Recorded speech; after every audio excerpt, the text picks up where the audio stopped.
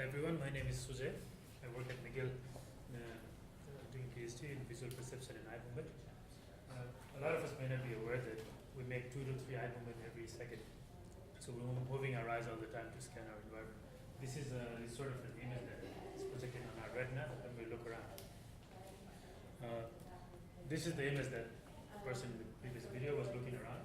These yellow lines are the traces of her eye movement. And she's making an eye movement around to look around the image. So these eye movements are also called saccadic eye movements. And what happens is, usually a stable object in the external world is projected on the retina, and we perceive that. But we also make eye movements all the time, which means this projected image on the retina is jumping around on the retina. But of course, we don't perceive any of these jumps or distortions, as we saw in the previous video. So how does our visual brain deal with this eye movement? That's the topic of my research. This is a painting of a very famous Russian artist. It's a huge image, and if you look at a painting like this, we scan, we look around. Right? So say a person is looking at this image, and he's looking around, and at a certain moment, he's looking at this fixation dot, the red spot. And if I'm recording from his brain, from one neuron, from his visual cortex, this neuron will have a receptive field somewhere here. Let's say in this white circle. So receptive field is a property of a visual neuron. So this neuron is only stimulated by a visual stimulus within that circle. So that's the property of a visual neuron. And it's always related to where the person is looking, where the eye is looking. So if the person looks next to a new spot on this green dot, the receptive field also moves with the gaze.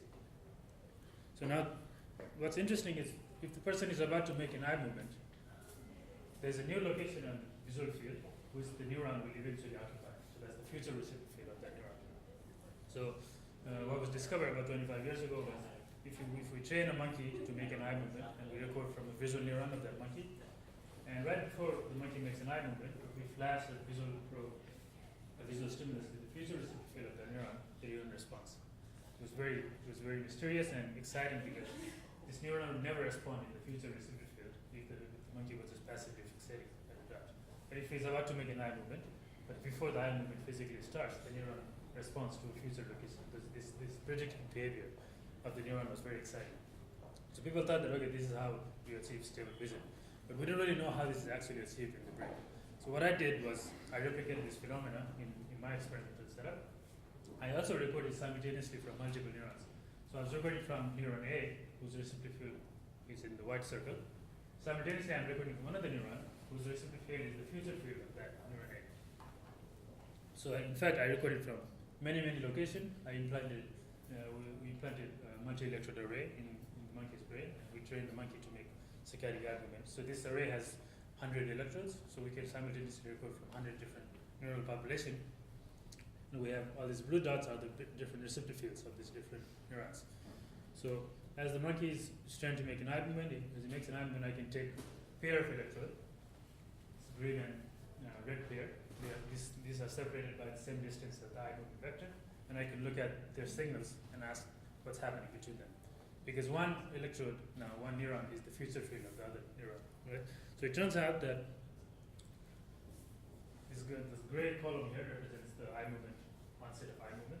So around the time of eye movement, the signals which are separated by the eye movement vector in the brain are synchronized. What this means is two parts of the brain, one part is the future location of the other part, is talking to each other, is synchronous around the time of eye movement. And this is how it generates this predictive behavior.